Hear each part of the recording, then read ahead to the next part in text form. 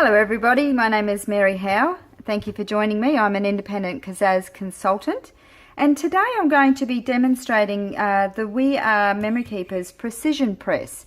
Kaszazz has added these to range in March 2017, and I'm very excited because this is a really great tool to have in your crafting stash. It is versatile. It is for both the card makers and the scrapbookers. So I'm just going to show you a few features and then demonstrate a couple of things that I think you will find to be of benefit in your card making or scrapbooking projects. So the Precision Press is 7 inches by 7 inches.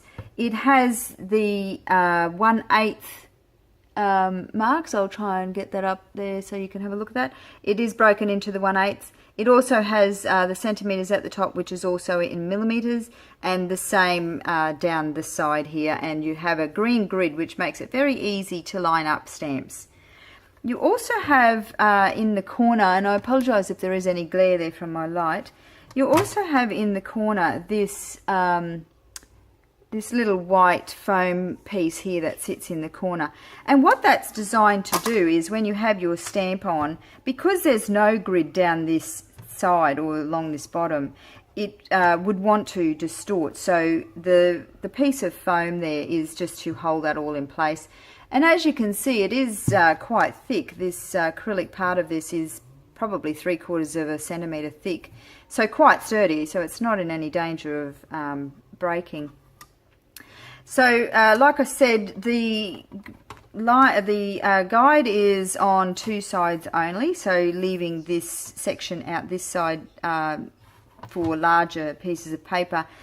And because it is 7 by 7, you can effectively put a 14 by 14 inch piece of cardstock or paper in there, and it allows you then to be able to stamp into the corner of that, which is very handy, and I'll do a little demonstration on that as well. So this is designed to take both the clear stamps and the red rubber stamps with the cling mount on the back of them.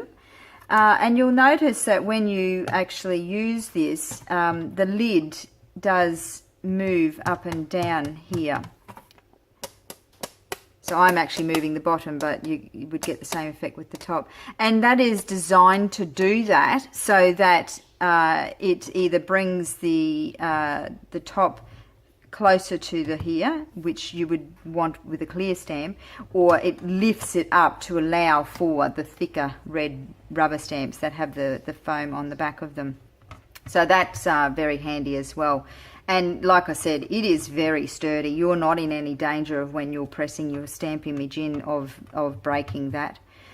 The surface on here also has the grid lines, and it's a silky kind of feel, and that's the non-slip surface on there. So when you're placing your cardstock in there, there is no need to be using magnets or tape to hold down your cardstock. It actually sits in there quite good, and I'm putting quite a bit of pressure on there to be able to, oh there we go, I've just got that to move, and I had to give that quite some force.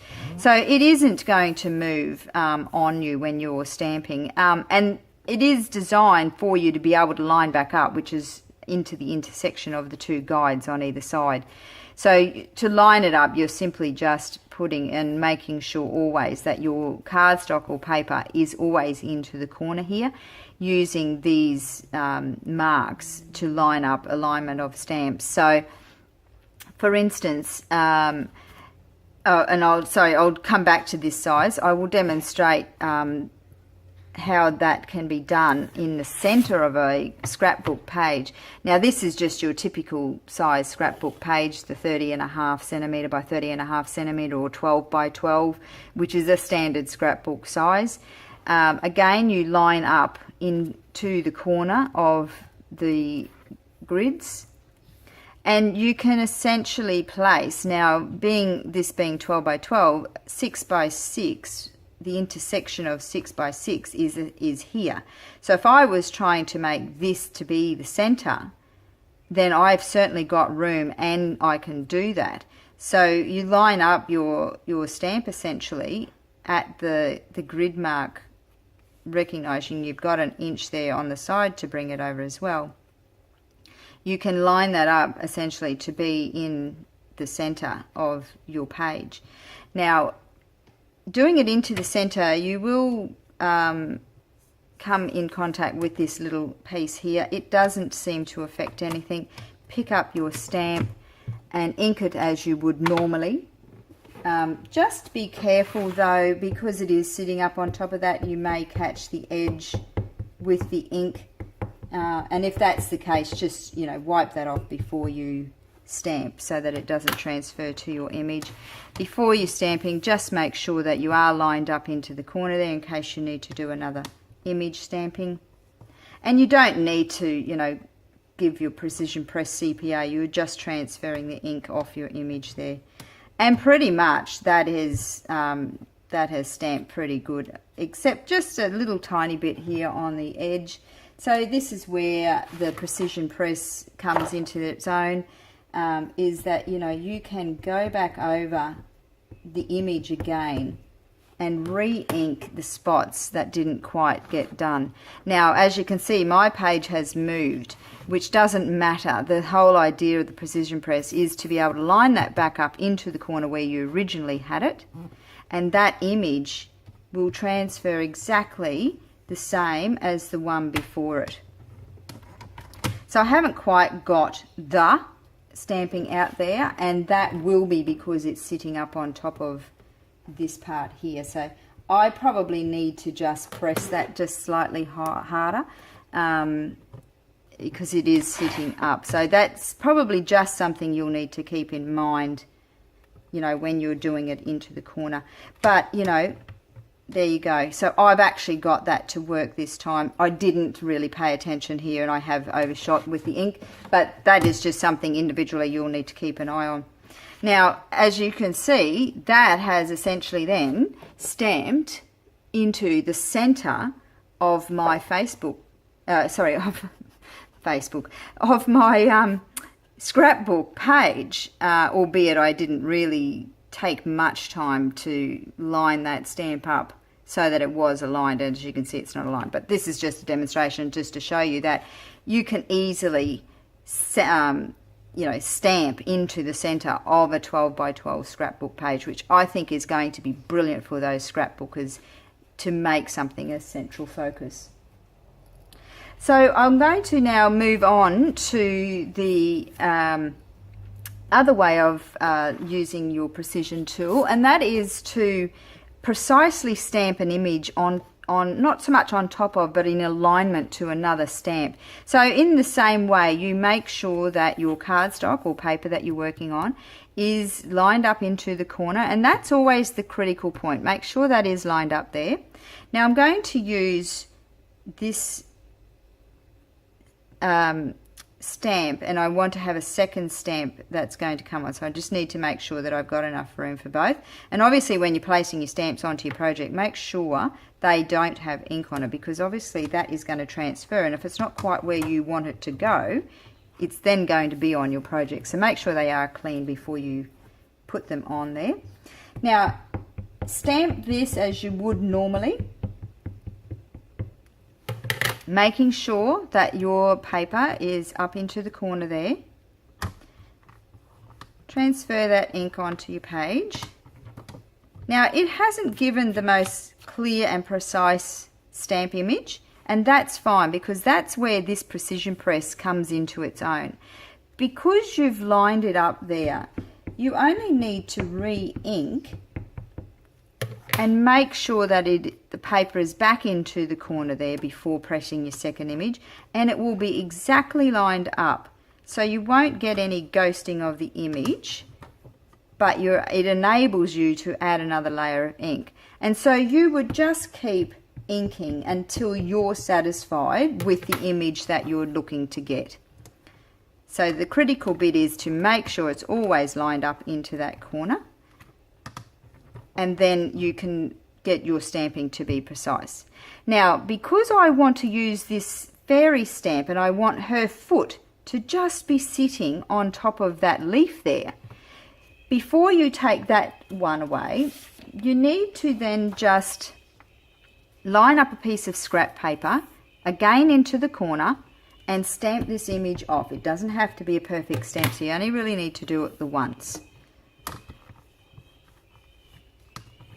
So once you've done that, then this stamp can come off, and then you're going to play around with the alignment. Now, because it's red rubber, you obviously can't see through this stamp to see where the placement is. So, you know, you can guesstimate an approximate alignment for it, but you probably won't nab it perfect the first time. Now, it won't matter, because this is why we're doing this on the scratch paper before we go and do it to the project, so that we can play around with the alignment of this stamp. Again, it doesn't need to be properly inked up, so long as your paper is in the corner. And as it happens, I got it probably the first time. So her foot is just standing on top of that top petal.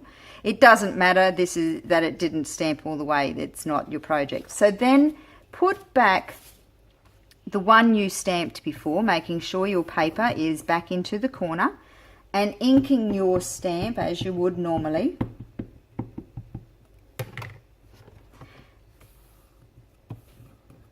And we already know that it's going to be aligned because we've done that alignment on the scratch paper.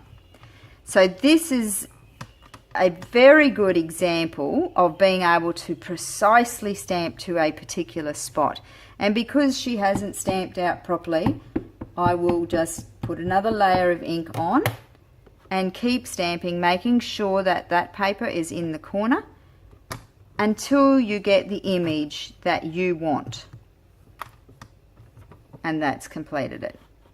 So that has put her foot like she's just stepped onto the very top of that mushroom flower at the top there, that leaf.